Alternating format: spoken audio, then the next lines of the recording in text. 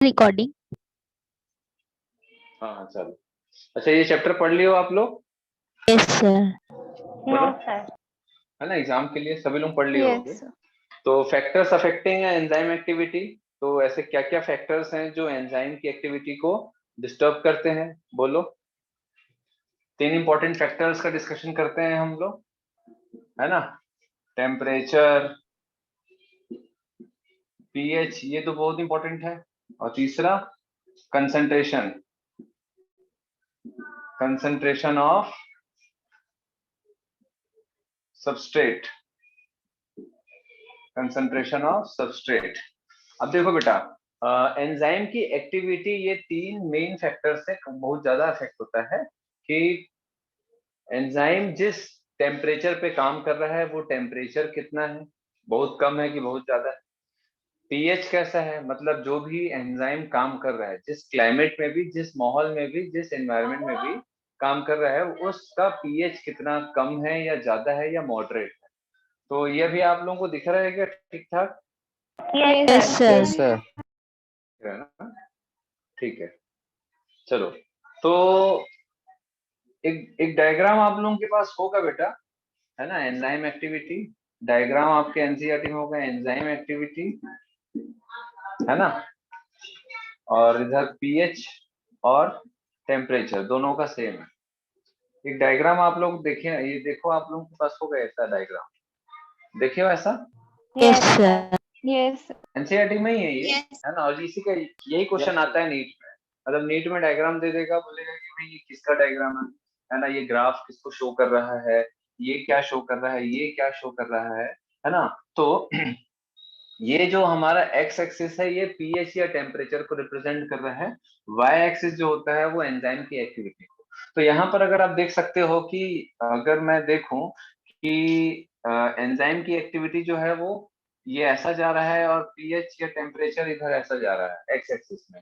तो ये मान के चलो कि बेटा 0 है, फिर उसके बाद मान के चलो कि भाई जो भी वैल्यू है ये 5 है, ये वैल्यू 10 है, ये वैल्यू 30 है, ये वैल्यू 40 है, ये वैल्यू 50 है, समझ आ रहा है, 60 है, 70 सर। है, 80 है। तो ये मैं सिर्फ समझाने के बता रहा हूँ कि भैया ये जो वैल्यू है इसको कैसे देखते हैं। आप लोग अगर ग्राफ रीड करने आता होगा आप लोगों को, वैसे बेसिक मैथमेटिक्स में ग्राफ रीड करना वगैरह आपको सिखाते होंगे, है ना, सिखाए होंगे कौशल सर ने। तो ये ऐसा, ये क्या बता रहा है भाई, ये ग्राफ इसका एक रिप्रेजेंटेशन है कि ये जो ऊपर चल रहा है ना, फिर नीचे उतर रहा है, तो ये कोई ना कोई वैल्यू ये क्रिएट होता है इसमें, वे कोई ना कोई वैल्यू है, ठीक है।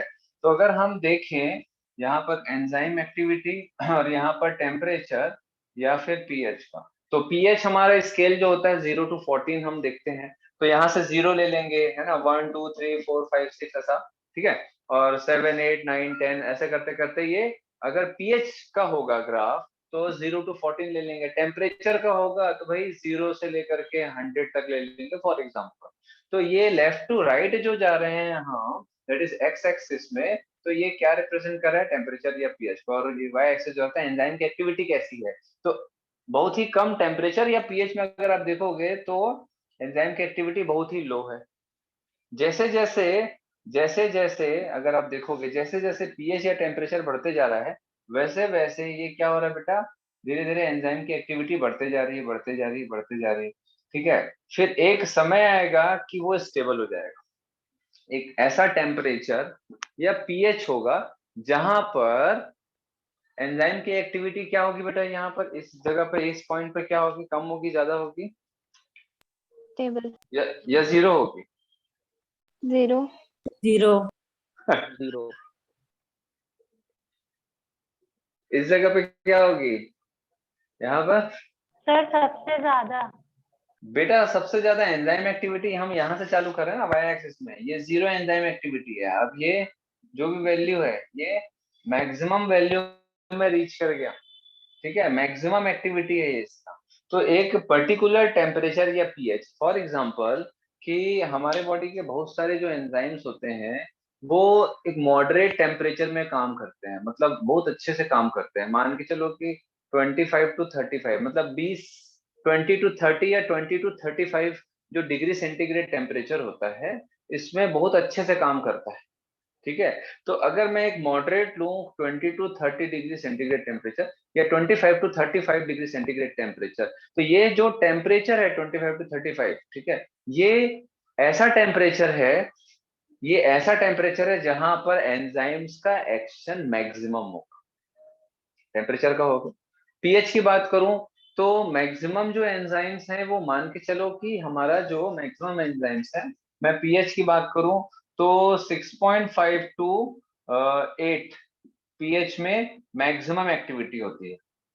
कितना? 6.5 पीएच टू 8 पीएच। 6.5 to 8 जो होता है यहाँ पर, या 6 to 8 अगर मैं ले लूं राउंड ऑफ, ठीक है, 6 to 8 पीएच में एंजाइम की एक्टिविटी मैक्सिमम होती है। तो ये जो हिस्सा है ये 6 to 8 वाला पीएच होगा, 6 to 8 जिसमें एंजाइम की एक्टिविटी अपने मैक्सिमम रेंज में होगी। फिर जैसे ही हम 6 से नीचे पीएच रखेंगे तो क्या होगा, एंजाइम की एक्टिविटी कंपैरेटिवली यहाँ के थोड़ी कम होगी। ठीक है, 4 से और नीचे रखेंगे तो एंजाइम की एक्टिविटी और कम होगी, 3, 2, 1 ऐसा एंजाइम की एक्टिविटी और कम होगी। तो वैसे बहुत सारे एंजाइम्स जो होते हैं वो एसिडिक पीएच में काम करते हैं, लाइक पेप्सिन, आप लोगों ने देखा होगा, देखा है कि नहीं? पेप्सिन वगैरह डाइजेस्टिव सिस्टम में आप लोग पढ़े होंगे, वैसे मैं आगे पढ़ाऊंगा।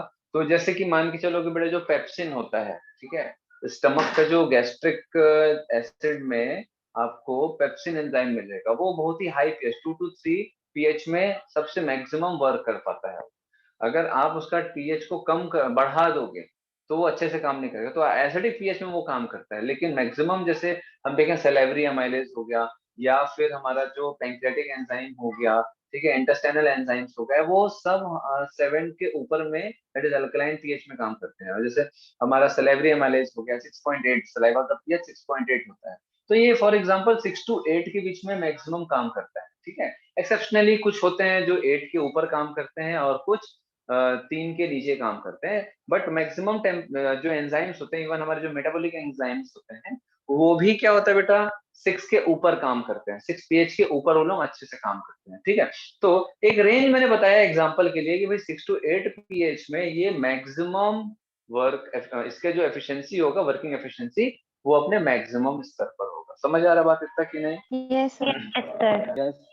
क्लियर है? फिर उसके बाद हम लोग जैसे पीएच को बढ़ाते जाएंगे, मे बी अपन 8 के फिर 9, 10, 11 ऐसा पीएच बढ़ाएंगे, या टेम्परेचर को 30 के बाद 35, 40, 45, 50। तो धीरे धीरे क्या होगा भैया, क्या होगा, एंजाइम का जो एक्टिविटी है वो धीरे धीरे कम होते जाएगा। ये वही चीज, समझ आ गया बात? क्लियर है? यस है ना? तो ये हो गया। तो टेम्परेचर और पीएच बहुत इंपॉर्टेंट होते हैं, है ना? हर एंजाइम जो होता है उसका एक फिक्स्ड टेम्परेचर पीएच पे वो मैक्सिमम काम करेगा, लो में काम करेगा। तो टेम्परेचर पीएच बहुत इंपॉर्टेंट होते हैं कोई भी एंजाइम के एक्शन के लिए। देन उसके बाद आते हैं कंसंट्रेशन ऑफ सबस्ट्रेट। हटा दूं क्या इसको? हटा दूं? Yes, sir. आसान है ना? ये बहुत इंपॉर्टेंट है, इसको ध्यान रखना है ना। एग्जाम में आता है, नीट में डायग्राम के थ्रू आपको पूछ देगा कि भाई चलो बताओ, इस जगह पर, इस पॉइंट पर, इस पॉइंट पर, या इस पॉइंट पर, या इस पॉइंट पर, या इस पॉइंट पर, ठीक है, तो point A B C D, ठीक है, कौन से पॉइंट में मैक्सिमम एंजाइमेटिक एक्टिविटी होगी, मतलब आपको अरेंज करना है maximum to minimum enzymatic activity में, इसको अरेंज करना है। तो क्या आएगा इसका आंसर? क्या आएगा? TBAD। तो हाँ, डिक्रीजिंग ऑर्डर में होगा, मैक्सिमम टू मिनिमम में अरेंज करना है इसको। तो सबसे ज्यादा सी, देन उसके बाद बी, देन उसके बाद ए, देन सबसे लास्ट में D। बेटा ए के बाद डी, है ना? तो ये क्या बता रहा है? ये decreasing order, maximum to minimum जा रहा है एंजाइमेटिक एक्टिविटी। तो कौन कौन सी जगह पर मैक्सिमम और मिनिमम, तो ऐसा आपको ध्यान होना चाहिए। वैसे आप लोग फिजिक्स केमिस्ट्री में पढ़ते हो, है ना, बट फिर भी मैं अपने हिसाब से थोड़ा सा बता दिया हूँ कि भाई ये कैसा ग्राफ आपको रीड करना है, इधर क्या होना चाहिए, इधर क्या होना चाहिए। क्लियर हो गया बात, समझ आ रहा बात? ठीक यस है, सर। चलो तो इसको मैं हटा रहा हूँ। अब इसके बाद आते हैं कंसंट्रेशन ऑफ सबस्ट्रेट। अब भाई देखो, जैसे मैं आप लोगों को पहले बताया था कि हम जो फूड को च्यू करते हैं, एक छोटा सा एग्जांपल है, जैसे हम खाना खाते हैं, ठीक है, तो हमारे जो ऋषि मुनियों ने वेदों में और बहुत सारे जो आयुर्वेद वगैरह है उसमें एक चीज बोला गया है, खाने को पानी की तरह लेना चाहिए और पानी को खाने की तरह लेना चाहिए। मतलब खाने को आप इतना चबाओ कि वो लिक्विड हो जाए और उसको फिर गटक जाओ, और पानी को खाने के जैसा थोड़े एकदम धीरे धीरे पानी को पी। ठीक है, तो ये एक्चुअल में फिजियोलॉजिकल इसका जो इम्पोर्टेंस है कि खाने को पानी की तरह लेना चाहिए। इसका इम्पोर्टेंस ये है कि जब हम खाने को बहुत चबा चबा के खाते हैं, चबा चबा के खाते हैं, तो क्या होता है, सबसे पहले कि फूड को हम बहुत ही छोटे पार्टिकल्स में चेंज करते हैं, प्लस सलाइवा से उसको मिक्स कर दिए, ठीक है, सॉफ्ट कर दिए, अब हम गटकेंगे, गटकने में भी कोई दिक्कत नहीं। स्टमक में जाने के बाद वो फूड बहुत ही स्मॉल पार्टिकल्स हैं, और स्मॉल पार्टिकल्स हैं तो भाई सीधी सी बात है, स्मॉल पार्टिकल है तो डाइजेशन भी फास्ट होगा, है ना, ये फूड पार्टिकल्स है। तो भाई यहाँ पर जो भी एंजाइम है, जो भी एंजाइम है यहाँ पर, तो मान के चलो बेटा फूड पार्टिकल आया, मान के चलो फूड पार्टिकल आया 1000 फूड पार्टिकल आया, एंजाइम है 10,000, ठीक है, 5,000 ले लेते हैं, मुझे थोड़ा सा आसानी होगा। एंजाइम है 5,000, 10,000 क्या है बेटा, फूड पार्टिकल्स है, 5,000 एंजाइम्स है। तो अब क्या होगा, इस 5,000 एंजाइम का एक्शन इस 1000 पे होगा, बोलो, यस Yes, है sir. ना। भाई अगर आप एक ब्रेड के टुकड़े को या बिस्किट के टुकड़े को ऐसे गटक जाते हो, फॉर एग्जांपल चावल के टुकड़े को, मतलब चावल का जो दाना है उसको ऐसे ही बिना चबाए गटक जाते हो, तो चावल का जो दाना है वो एक लार्ज पार्टिकल है, एंजाइम बहुत छोटे होते हैं, तो एंजाइम पूरे चावल के आसपास, ये एंजाइम है छोटे छोटे जो मैंने लिखे डॉट डॉट, ये एंजाइम है, तो ये चावल के सरफेस को कवर, सरफेस को ये डाइजेस्ट करना चालू करेगा, तोड़ना चालू करेगा, ठीक है। लेकिन क्या होगा कि भाई तोड़ते तोड़ते अंदर जाते तक के काफी समय लग जाएगा, तो डाइजेशन में काफी टाइम लगेगा और पूरे तरीके से में भी ना हो पाए, ठीक है। लेकिन अगर इस चावल के दाने को मैं अगर कम से कम 100 टुकड़ों में बांट दूं, तो एंजाइम तो हमारे पास बहुत सारा है, एंजाइम तो हमारे पास बहुत सारा है। तो अगर इस चावल के टुकड़े को मैं 100 टुकड़ों में बांट दूं, एक चावल के दाने को 100 टुकड़ों में बांट दूं चबा चबा के खाने से, ठीक है, तो क्या होगा, हर टुकड़े पे हजारों एंजाइम्स एक साथ काम करेंगे, तो डाइजेशन फास्ट हो जाएगा। समझ पा रहे हो आप लोग कि मान के चलो कि एक चावल का दाना है, राइस पार्टिकल है, ठीक है, लेकिन अब इस राइस पे मुश्किल से कितने ही एंजाइम काम कर पाएंगे, फॉर एग्जाम्पल 500 एंजाइम के मॉलिक्यूल इस पे एक्ट कर पाएंगे एट अ टाइम, क्योंकि जगह ही नहीं होगा, पूरे सरफेस एरिया पे एंजाइम है, जैसे ये चावल का दाना है, तो चारों तरफ एंजाइम है, तो चारों तरफ से इसको तोड़ना चालू करेंगे ना, जैसे आप लोगों ने चींटी को देखा होगा कि चींटी जैसे एक चावल के दाने को काटना चालू करता है, तो भाई ऐसे नहीं कि चींटी के ऊपर चींटी आके चींटी को ही काटेगी,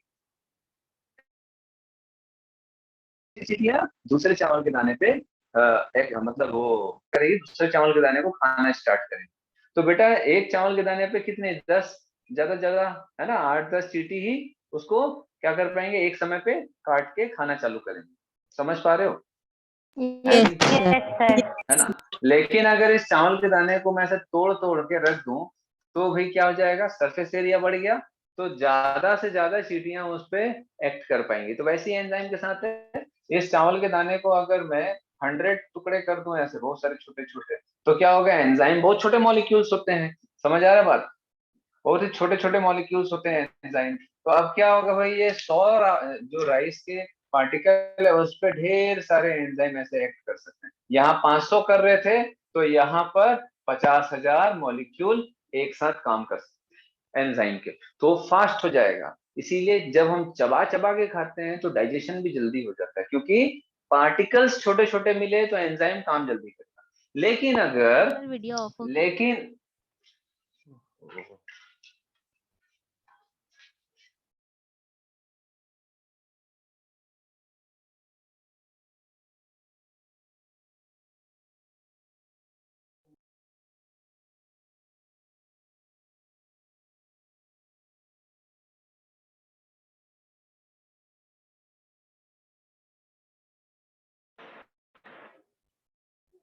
हाँ, तो अब क्या होगा बेटा कि अब मान के चलो कि हमारे पास एंजाइम है, ठीक है, दिख रहा है सबको, है ना?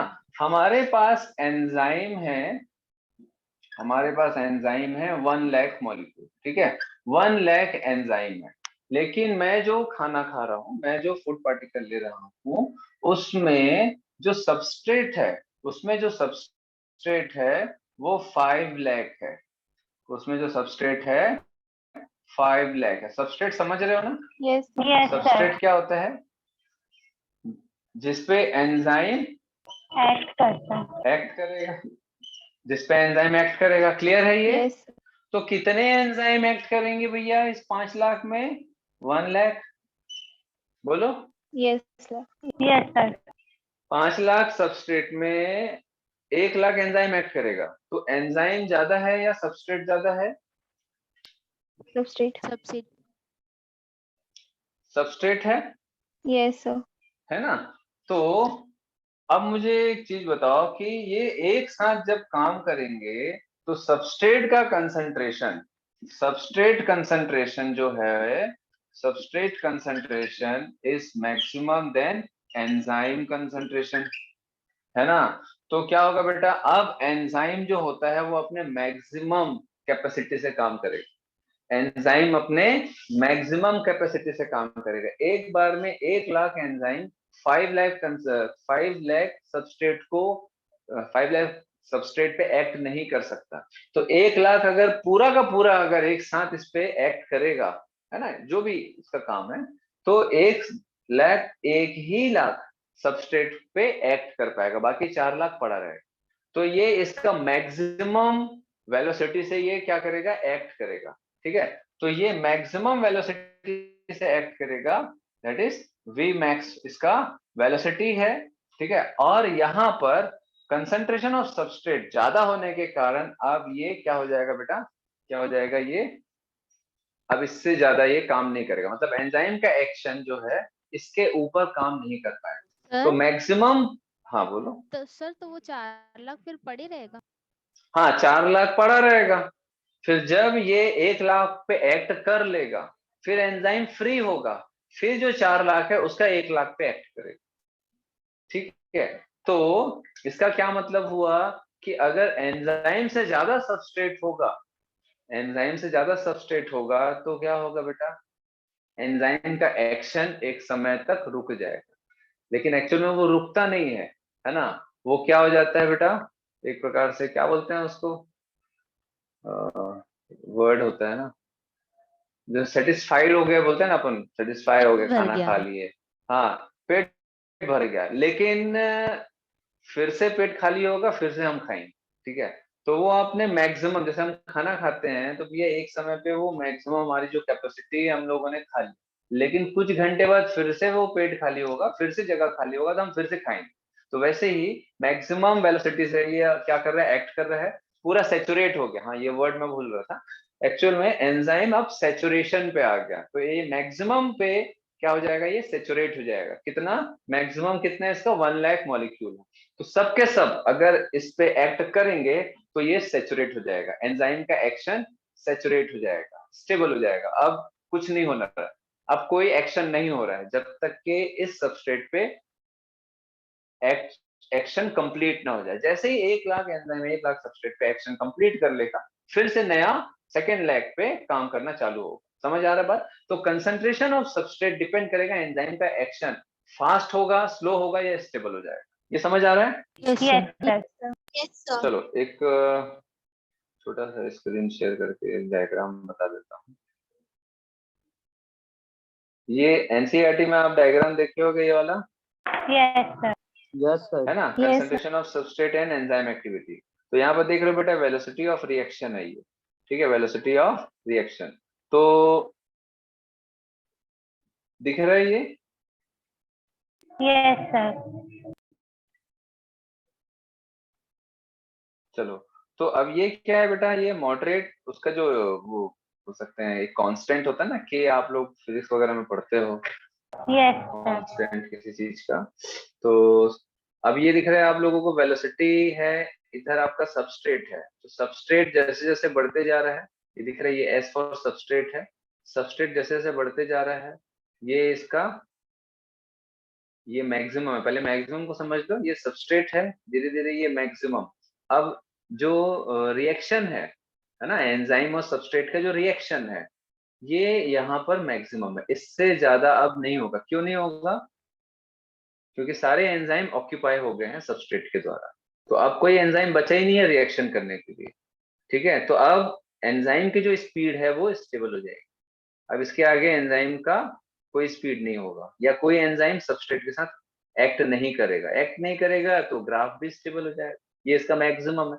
मैक्सिमम का हाफ जो होता है Vmax2 कहलाता है। ध्यान रखना, कोई भी एंजाइम का जो मैक्सिमम रिएक्शन का जो वेलोसिटी होता है, ठीक है, कोई भी एंजाइम का मैक्सिमम वेलोसिटी जो होता है दैट इज Vmax, उसके हाफ को हम Vmax/2 बोलते हैं। ठीक है, तो ये क्लियर हो रहा है? ये तो यहाँ पर भी बताया था मैं, सेम यही वाला Yes, चीज sir. है, Yes, सेम sir. यही वाला चीज है ना? तो इसको ध्यान रखेंगे। डायरेक्ट ये एग्जाम में आता है बेटा, Vmax क्या है, Vmax/2। Vmax/2 मतलब जो मैक्सिमम वेलोसिटी है उसका हाफ कहाँ पर रीच कर रहा है। तो कंसंट्रेशन पे ये डिपेंड होता है कि एंजाइम की स्पीड कितनी होगी। अगर मान के चलो कि ये जो सबस्ट्रेट है ये 5 लाख के बदले 50,000 है, तो क्या होगा बेटा? और एंजाइम 1 लाख मॉलिक्यूल है, तो इसकी स्पीड बढ़ते ही जाएगी। क्यों? 50,000 सबस्ट्रेट को खाने के बाद, मतलब एंजाइम का जो एक्शन है 50,000 सबस्ट्रेट पे हो गया, उसके बाद फिर क्या होगा? फिर भी रुक जाएगा। ये मैक्सिमम आ गया, मतलब अब सबस्ट्रेट है ही नहीं, तो एंजाइम कहाँ काम करेगा? तो सबस्ट्रेट कितना है, कोई भी मॉलिक्यूल कितना है, उस पर डिपेंड करता है काम कितना होगा। जैसे फॉर एग्जांपल आपने एग्जाम देते हो, ठीक है, अब आप लोगों की पढ़ाई की स्पीड बहुत स्लो हो गई होगी, नहीं बोल रहा हूँ? आफ्टर एग्जाम आप लोगों की पढ़ाई की स्पीड बहुत स्लो हो गई, कभी भी पढ़ी रहे। Yes, sir. Maximum Yes. लोगों की स्पीड स्लो हो गई है। जैसे आप लोग एग्जाम से जस्ट पहले पढ़ रहे थे, वैसा आप लोग हर दिन नहीं पढ़ रहे हो, अभी एकदम रिलैक्स बैठे हो। क्यों? क्योंकि अब आपके पास कोई टारगेट नहीं है ना? तो जैसे ही आपको टारगेट मिलता है, आप क्या करते हो? अपने पढ़ाई के घंटे को बढ़ा देते हो। क्यों? क्योंकि आपके सामने कोई टारगेट है, उसको अचीव करना है, तो उतने दिन में अचीव करना है, तो आपका स्पीड वैसे ही बढ़ेगा। अगर आपके पास टारगेट नहीं है, आप आराम से 3 महीने बाद एग्जाम होगा, तो आप क्या करोगे? स्पीड को स्लो कर दोगे। तो वैसे ही जब सबस्ट्रेट ज्यादा होगा एंजाइम के मुकाबले, अगर सबस्ट्रेट अगर ज्यादा है और एंजाइम भी अच्छा खासा है, 1 लाख सबस्ट्रेट है, 1 लाख एंजाइम, तो वो फुल स्पीड से काम करेगा। ठीक है, और अगर सबस्ट्रेट कम है तो धीरे से वो इसकी स्पीड कम हो जाएगी, क्योंकि सबस्ट्रेट खत्म हो गया और अभी भी एंजाइम बचा है। अगर ये कंडीशन हुआ कि एंजाइम बहुत सारा है, सॉरी सबस्ट्रेट बहुत सारा है और एंजाइम कम है, तो भी एक समय के बाद एंजाइम सारा सारा सबस्ट्रेट के साथ मिल जाएगा और उसकी स्पीड फिर से स्लो हो जाएगी। ठीक है, चलो अब इसको ज्यादा नहीं घसीटते, समझ आ गया होगा। चलो अब Yes. इसके बाद देखते हैं बेटा, एक होता है इनहिबिटर।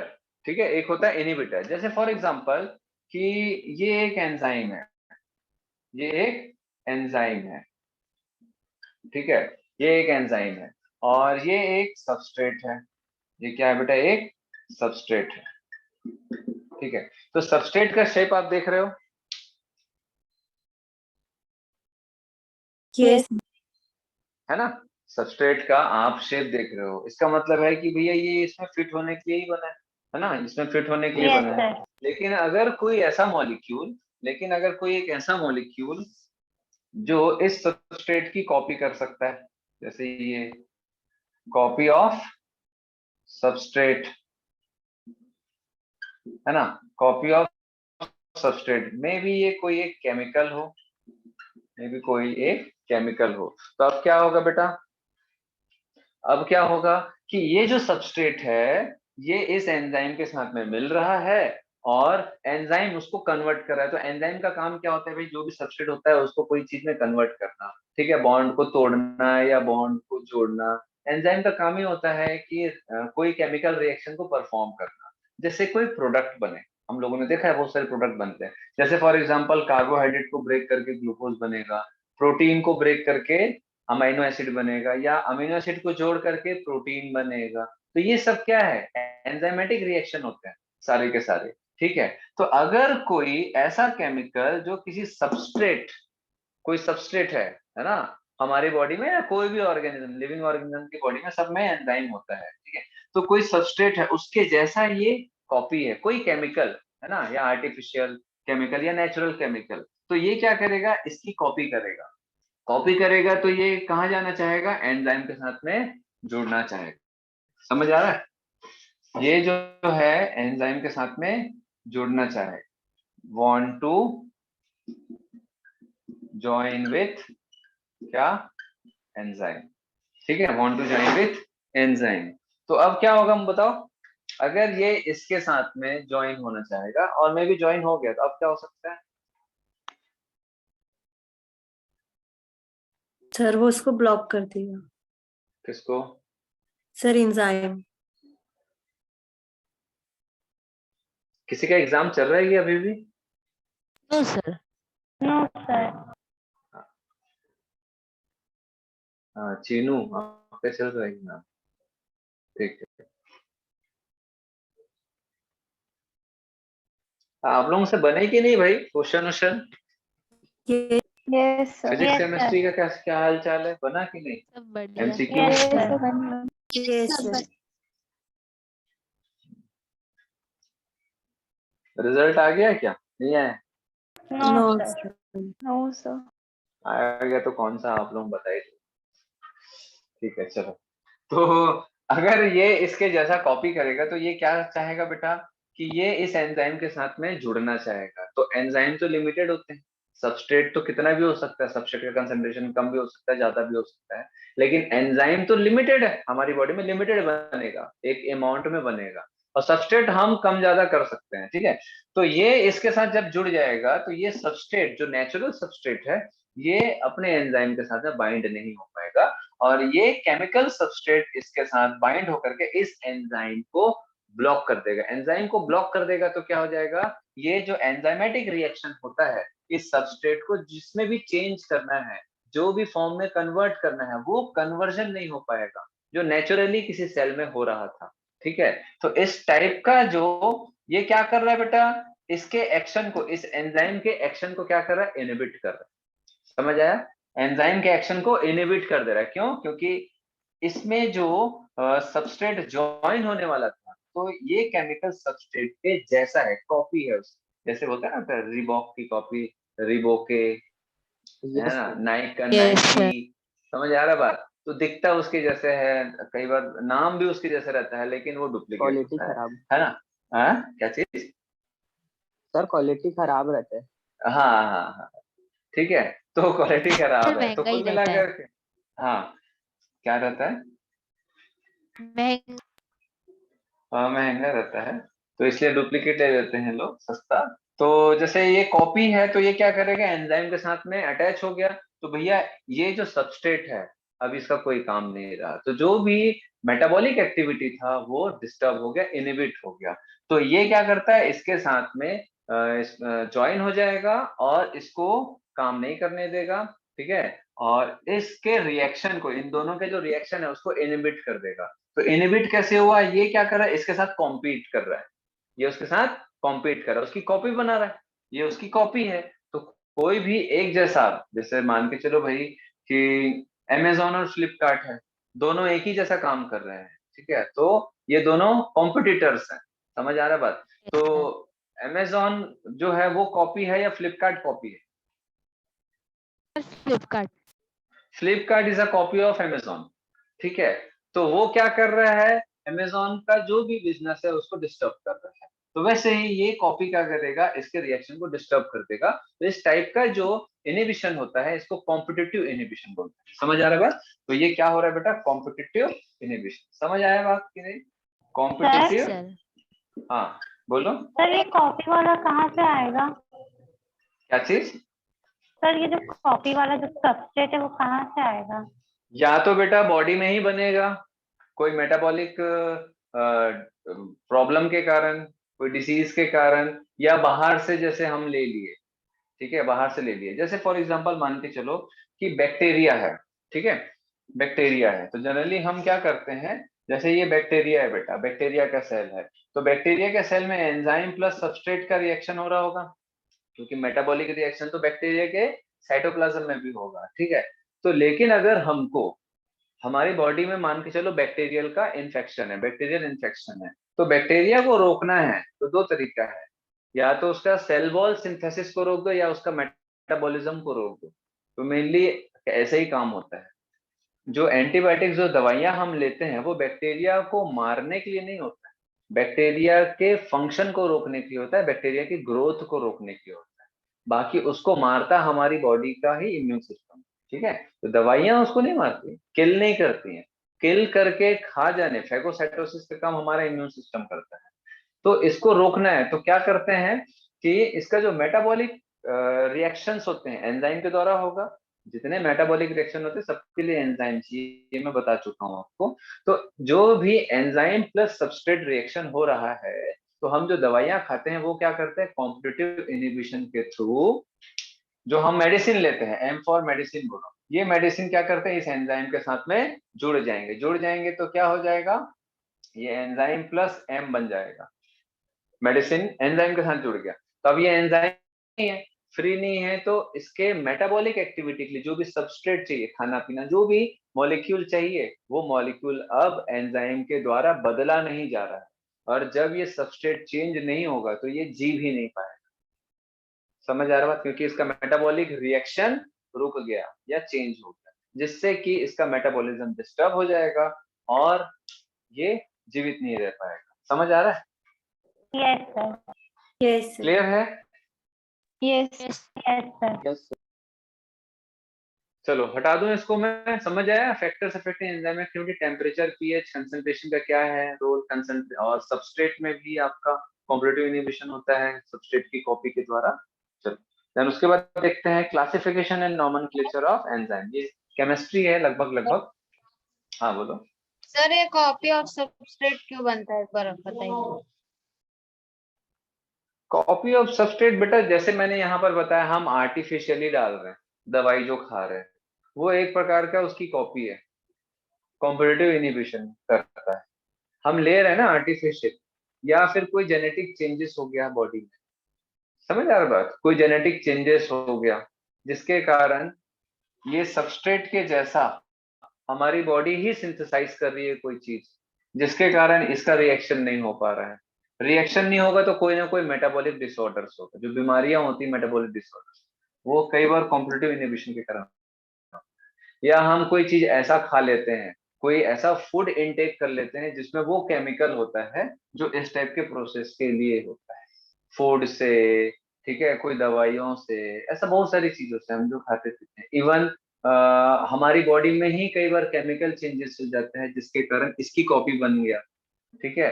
जेनेटिक चेंजेस हुआ तो भैया हमारा जो बॉडी है वो इसके साथ साथ ये भी बनाने लग गया। ये सब केमिकल रिएक्शन है, तो ये केमिकल बन गया बॉडी में, तो क्या हो जाएगा, ये एंजाइम सबस्ट्रेट का रिएक्शन डिस्टर्ब होगा। ये डिस्टर्ब होगा तो कोई ना कोई चेंजेस बॉडी में आएगा, मे बी वो डिसीज हो सकता है या और कुछ भी प्रॉब्लम हो सकती है। Yes sir. ठीक है,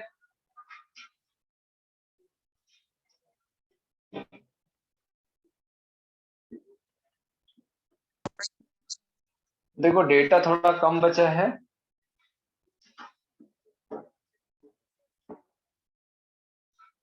क्लियर आ रहा है बोर्ड?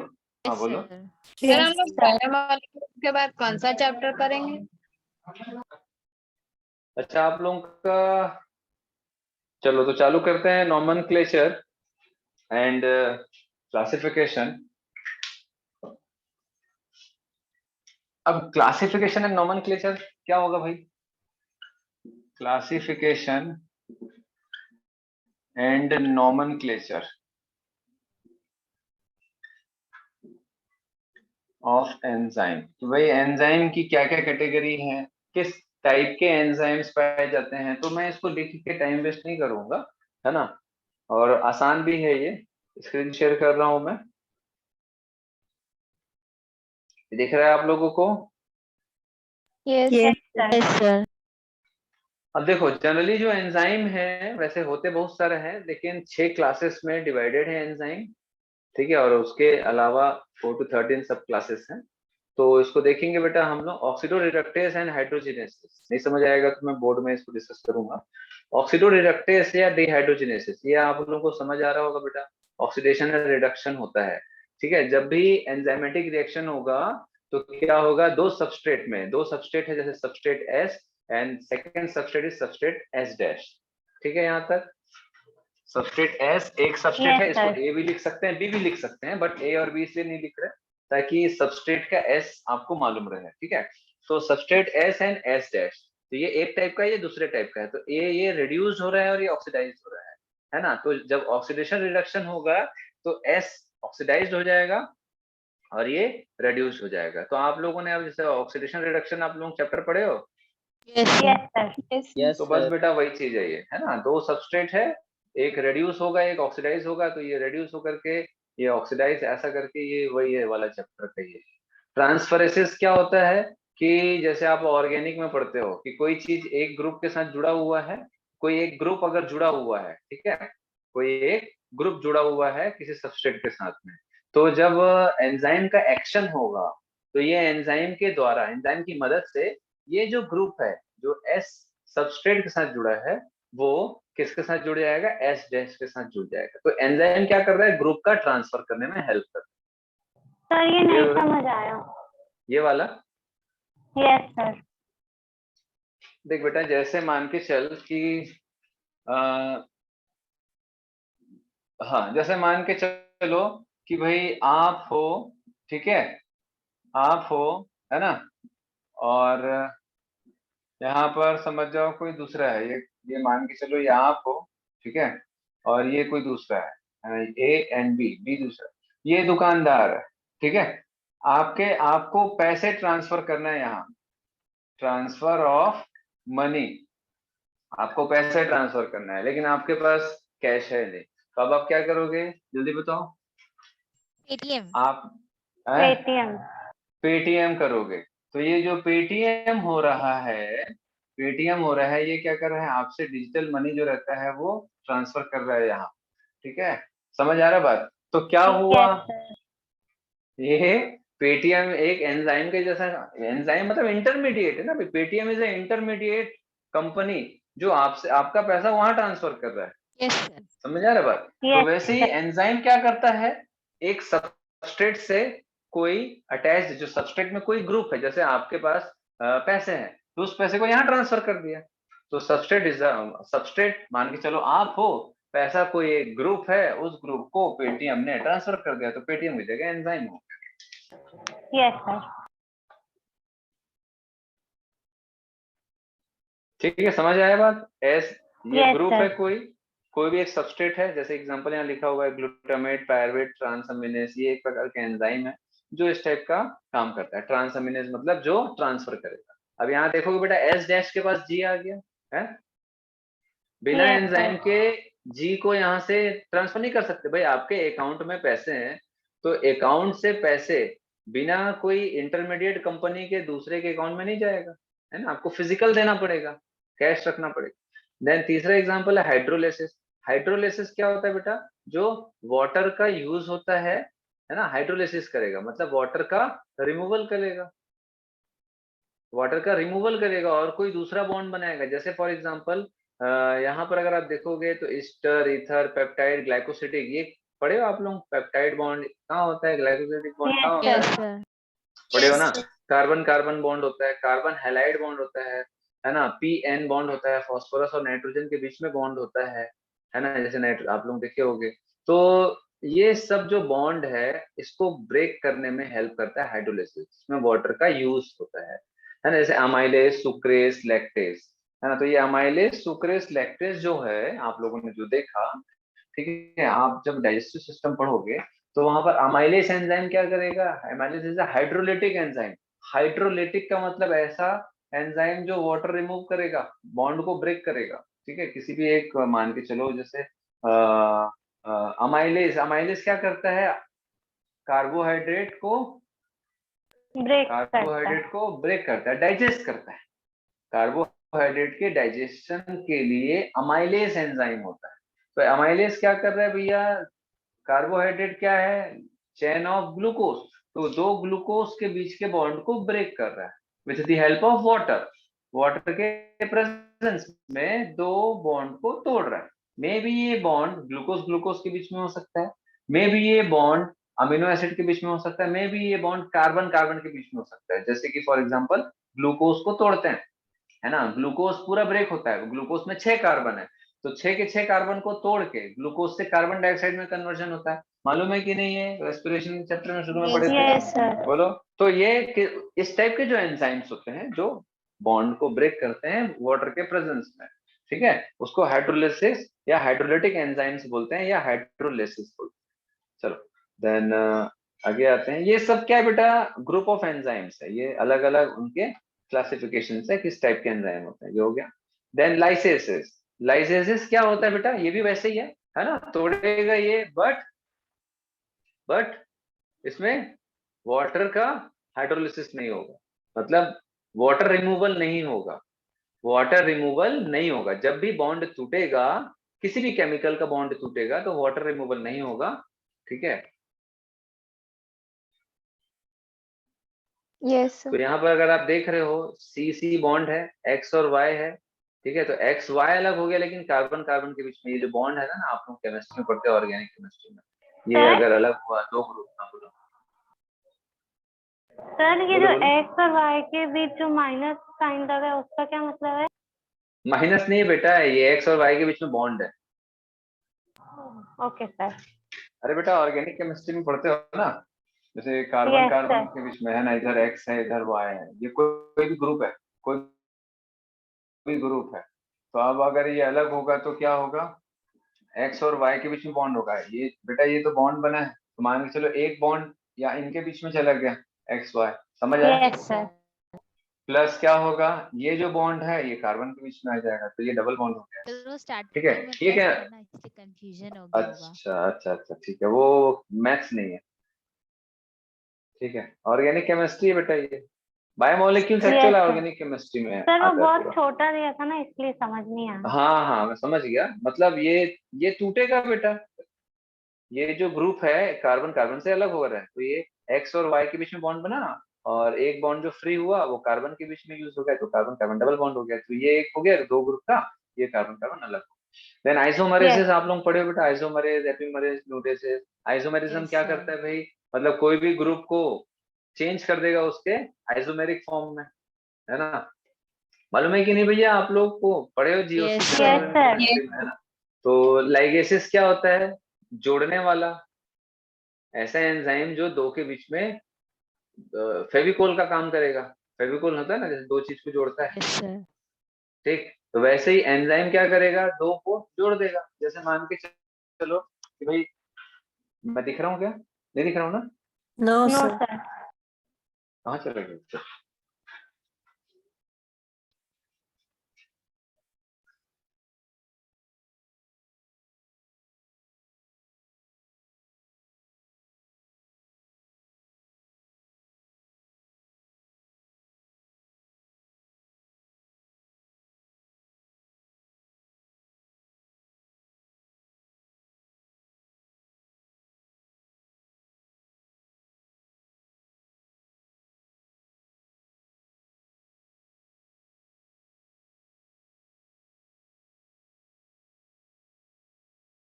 ठीक है, Yes, sir. आ रहा है नहीं आ रहा है Sir, video. well, yes sir आ रहा। बेटा थोड़ा सा है, अभी डेटा भी मेरा खत्म हो जाएगा, इसलिए मोबाइल डेटा से चला रहा हूँ, बहुत कम बचा है।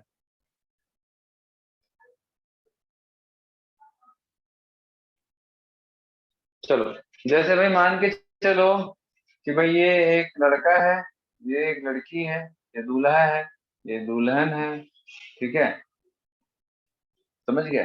अब इन दोनों के बीच में ऐसा एक रस्सी बांध देते हैं, क्या बोलते हैं उसको शादी करते समय, गठबंधन. गठबंधन। तो गठबंधन कौन किया भैया, पंडित जी।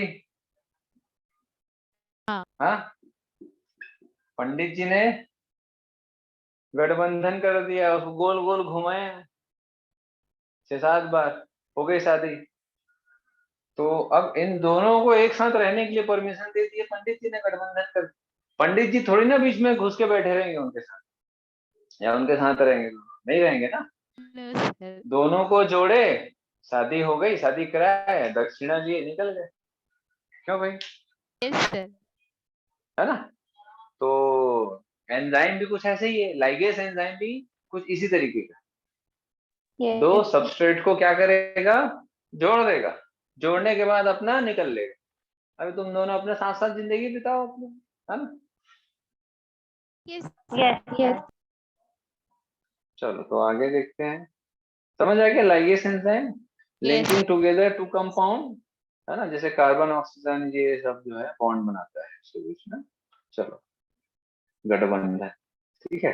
चलो केमिकल नेचर ऑफ एंजाइम देखते हैं, थोड़ा जल्दी इसको खत्म करते हैं। ये बहुत इजी है ये वाला टॉपिक जो है, chemical nature of enzyme. Board पे इसलिए नहीं कर रहा हूँ, ब्लर हो रहा है और बोर्ड पे ज्यादा डेटा लगता है, तो स्क्रीन शेयर कर रहा हूँ मैं, कम डेटा में मेरा फटाफट हो जाएगा। तो एंजाइम बेटा दो टाइप का होता है, एक सिंपल एंजाइम, एक कॉन्जुगेट एंजाइम, ठीक है। सिंपल एंजाइम क्या होगा, अच्छा एंजाइम किससे बनता है मेनली, मैंने बताया था एंजाइम मेनली किससे बनता है, प्रोटीन, प्रोटीन। ठीक है। तो अगर सिर्फ प्रोटीन से बनेगा, अगर एंजाइम सिर्फ प्रोटीन से बनेगा, सिंपल एंजाइम कह रहा है।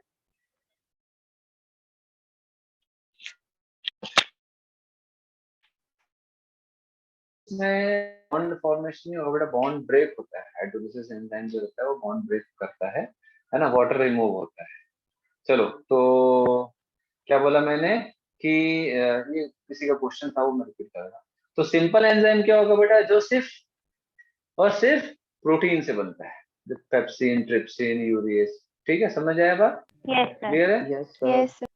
दूसरी चीज कॉन्जुगेट एंजाइम क्या होगा, ऐसा एंजाइम जिसमें प्रोटीन के साथ में कोई दूसरा नॉन प्रोटीन पार्ट भी होगा, है ना। कॉन्जुगेट एंजाइम क्या होगा, जैसे ये प्रोटीन है, जैसे हम लोगों ने देखा है ना, प्रोटीन से एंजाइम बनता है, प्रोटीन से एंजाइम बनता है, लेकिन अगर ऐसा एंजाइम जो प्रोटीन के साथ में कोई अदर ग्रुप है, कोई भी दूसरा ग्रुप है, हम आगे देखेंगे, बहुत सारे अलग अलग ग्रुप्स हो सकते हैं जो प्रोटीन के साथ में जुड़ते हैं, और वो ग्रुप नेसेसरी होते हैं, इंपॉर्टेंट होते हैं, ठीक है, इंपॉर्टेंट भी नहीं बोलेंगे, नेसेसरी बोलेंगे, ठीक है। तो वो ग्रुप, ऐसे ग्रुप जो नेसेसरी है ना, प्रोटीन के साथ जुड़ करके एंजाइम बनाने के लिए, तो ऐसे ग्रुप, हाँ बोलो सर, ये ग्रुप के एक दो एग्जांपल दीजिए। बहुत सारा आगे आएगा बेटा, ठीक है, आगे आएगा। तो वो सारे ग्रुप्स, मतलब बहुत सारे अलग अलग टाइप के ग्रुप्स होते हैं, हम आगे देखेंगे, आयंस हो सकता है या कोई भी डिफरेंट चीजें हो सकता है। तो ये जो ग्रुप है ये प्रोटीन के साथ मिलेंगे तभी वो एंजाइम के जैसे काम करेगी। क्या बोला मैंने, कई ऐसे एंजाइम होते हैं जो प्रोटीन के साथ में कोई दूसरा ग्रुप भी उस एंजाइम में पाया जाता है, मतलब ऐसे एंजाइम जो सिर्फ प्रोटीन से नहीं बने हैं, लाइक ये, है ना। तो ऐसे एंजाइम जिसमें प्रोटीन के साथ में कोई दूसरा ग्रुप भी अटैच होता है, और जब तक कोई दूसरा ग्रुप अटैच नहीं होगा, कोई भी पर्टिकुलर ग्रुप जो इस प्रोटीन के साथ में अटैच है, तो जब तक ये दोनों का कॉम्बिनेशन नहीं होगा तब तक वो एंजाइम के जैसे काम भी नहीं करेगा, ठीक है। तो दो टाइप का एंजाइम देखे, जो प्योरली प्रोटीन से बनता है और एक प्रोटीन प्लस कोई भी अदर ग्रुप से बनता है।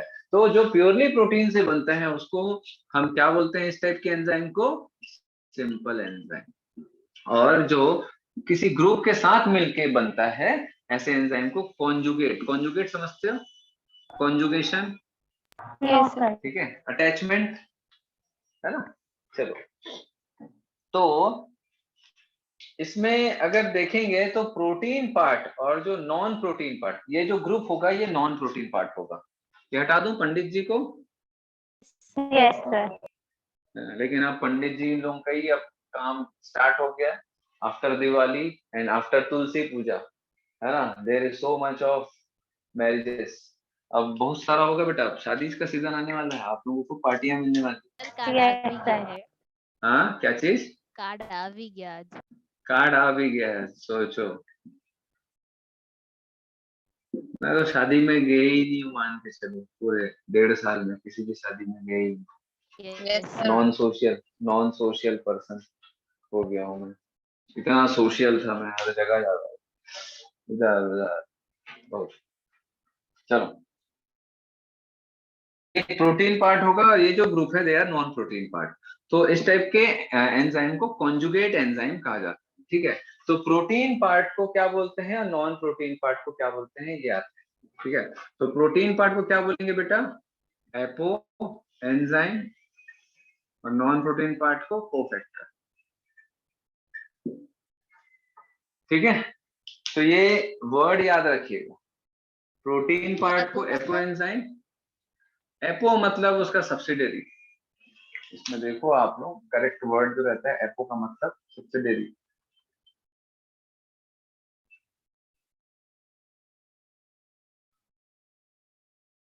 सर वीडियो स्टक हो गया है। वीडियो स्टक हो गया? हाँ yes sir. Yes sir. Sir आप तो नो स्टक सर हो गए ठीक थे। है। सर ठीक है। चलो बेटा फटाफट करते हैं, बस ये डेटा अपने अंतिम चरण पर है। ठीक है, तो जो प्रोटीन पार्ट होता है कॉन्जुगेट एंजाइम का, उसको बोलते हैं एपो एंजाइम। डायरेक्ट क्वेश्चन आता है नीट में। और कोफैक्टर किसको बोलते हैं? ठीक है, cofactor is a non protein part of conjugate enzyme. Clear है ये? पहले ये वाला समझ गया, simple enzyme, conjugate enzyme. Conjugate enzyme में प्रोटीन पार्ट को क्या बोलते हैं, नॉन प्रोटीन पार्ट को क्या बोलते हैं, इतना याद कर लो पहले। फिर उसके Yes, बाद sir. देखते हैं बेटा अलग अलग टाइप के जो हमारे ग्रुप्स हैं। चलो, तो अब यहाँ पर हम देखेंगे बेटा कोफैक्टर। कोफैक्टर क्या होता है?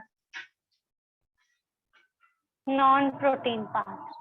Non protein part. तो नॉन प्रोटीन पार्ट जैसे मैंने बताया था ना, बहुत सारे अलग अलग ग्रुप्स होते हैं, उन ग्रुप को क्या बोलेंगे? They are non protein part, उनको क्या बोलेंगे? कोफैक्टर बोलेंगे। तो यहाँ पर कोफैक्टर जो है डिफरेंट टाइप्स के हम यहाँ डिस्कस करेंगे। That is prosthetic group. Prosthetic group क्या है बेटा? जो टाइटली बाउंड होते हैं किसके साथ में? Apo enzyme. एपो एंजाइम क्या होते हैं? कौन बताएगा? बताओ भाई। Protein part. क्यों भाई चीनू, एपो एंजाइम क्या होता है? दीपिका, प्रकृति, क्या होता है? एपो एंजाइम क्या होता है?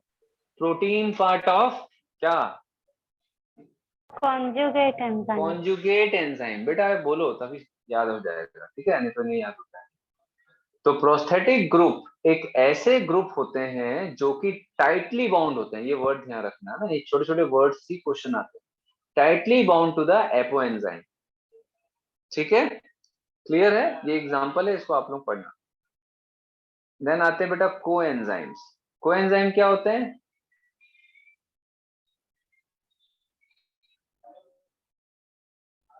एपो एंजाइम देखे हम लोगों ने, को एंजाइम नहीं देखा है। ठीक है, तो को एंजाइम Yes. क्या है?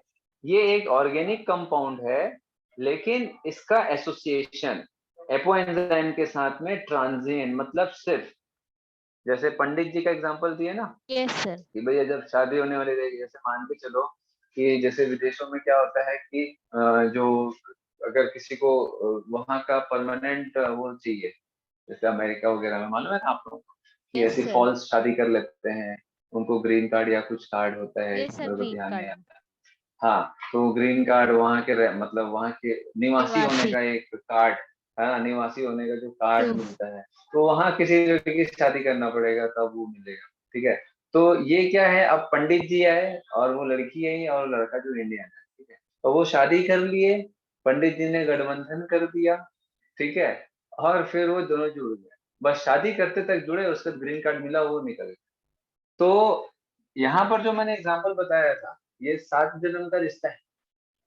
ठीक है, वहां पर साथ में ग्रीन कार्ड मिलने तक का रिश्ता है। समझ आ रहा बात? Yes, उसके बाद तुम sir. अपने रास्ते, हम अपने रास्ते।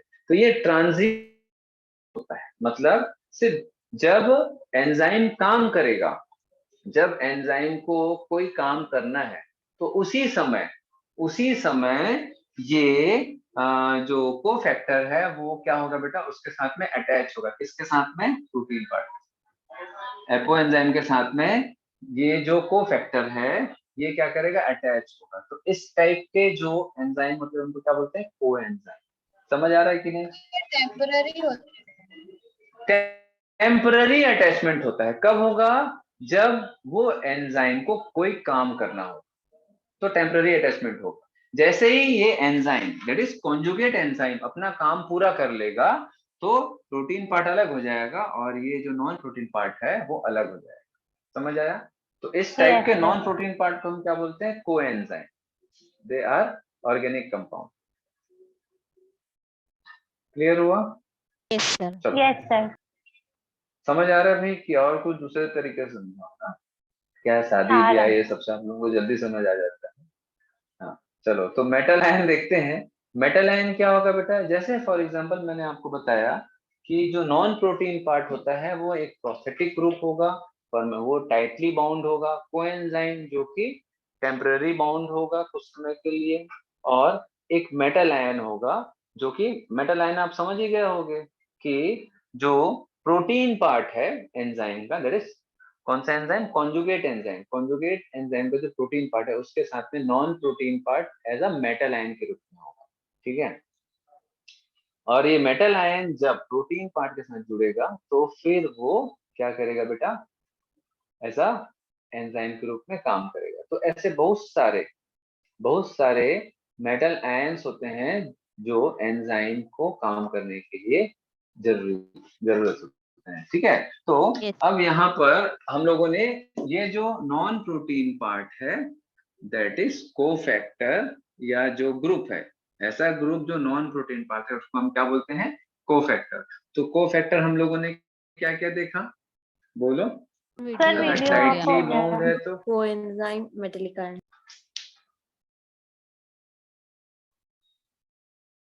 बेटा बस मेरा डेटा खत्म होने वाला, 10 MB बचा है। टाइटली बाउंड होगा तो क्या होगा? जल्दी बताओ। प्रोस्थेटिक। प्रोस्थेटिक ग्रुप, ठीक है। और ट्रांजिएंट बाउंड होगा, टेम्पररी बाउंड होगा तो कोएंजाइम। कोएंजाइम, ठीक है, कोएंजाइम। और अगर कोई मेटल आयन जुड़ा हुआ है ना, तो ये और क्या हो सकता है? कोई मेटल आयन जुड़ा हुआ हो सकता है। तो ये मेटल आयन हो सकता है ग्रुप, और कोएंजाइम हो सकता है दैट इज ऑर्गेनिक, और ये inorganic but tightly bound. Tightly bound inorganic, organic but organic हो सकता है ये, बट ये जो ग्रुप है ऑर्गेनिक हो सकता है बट टेम्परेरी। टेम्पररी। और क्या हो सकता है ये cofactor? As a metal ion. तो जब तक कि ये ग्रुप अटैच नहीं होगा तब तक ये कॉन्जुगेट एंजाइम की जैसे काम नहीं करेगा, ठीक है। क्लियर है? Yes. Yes sir. है ना? अगर मैं इस कोफैक्टर को हटा दूं, तो ये एंजाइम अपना कैटालिटिक एक्टिविटी को भी खो देगा, मतलब काम ही नहीं करेगा, बात खत्म। समझ आ रहा बात? This is necessary for enzymatic activity. Clear है इतना? Yes. Yes sir. यस तो ये टॉपिक खत्म हो रहा है आपका, ठीक।